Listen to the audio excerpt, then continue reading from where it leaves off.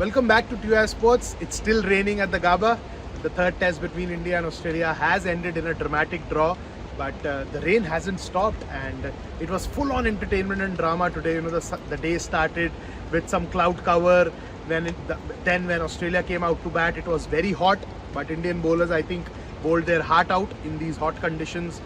Jasprit Bumrah, Akashdeep, Mohammad Siraj, for once they looked like a group which was there to hunt in a pack, which hasn't been in the case in the series so far.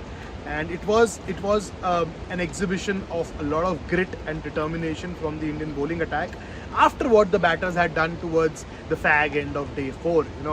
That day didn't look like going India's way after they lost Rohit Sharma early.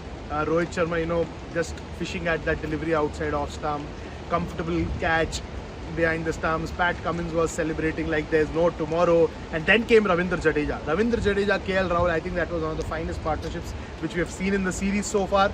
India had their backs to the wall, and a follow-on was looming. But Jadeja and KL Rahul ensured that India get into a respectable position. Then it was Nitish Reddy's turn to kind of dig deep and hang in there with Ravindra Jadeja. Once the two did their bit, it was over to the tail enders. It was over to the player who holds the world record of scoring most runs in a test over. Jasprit Bumrah and Akashdeep did their magic and pushed India over that follow-on marker which was hanging over their head. And once that happened, I think there were celebrations, there were wild seals in the dressing room. Rohit Sharma, Virat Kohli, the coach Gautam Gambhir, they all got animated with the high fives and fist pumps and all that jazz.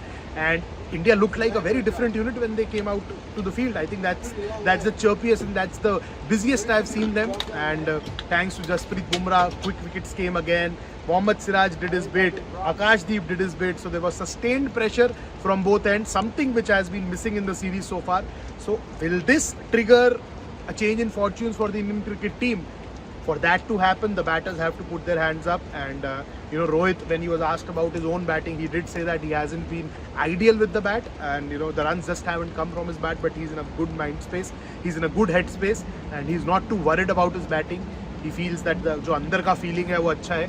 So we are keeping our fingers crossed that Rohit, Shubman, Yashasvi, Virat will finally come to the party, and the moment this batting unit clicks together and the bowlers led by Jasprit Bumrah, it could well be a very exciting test match at the Melbourne Cricket Ground now that Australia are without Josh Hazlewood, and we could well see a return of Scott Boland to the playing 11.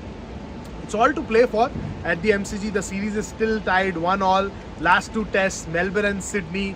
India would fancy their chances at both those venues, but they have to play quality cricket because a lot of boxes were also ticked by this Australian cricket team. So leaving you to the visuals of the Gabba. It's still raining, I am wet, but doesn't matter. You will get all your updates from Ground Zero. Signing off from Brisbane today. We'll be joining you from Melbourne tomorrow onwards. I have an evening flight. We'll see you from Melbourne, and keep building up for the Boxing Day test as the series is still alive and kicking. So keep watching TUI Sports.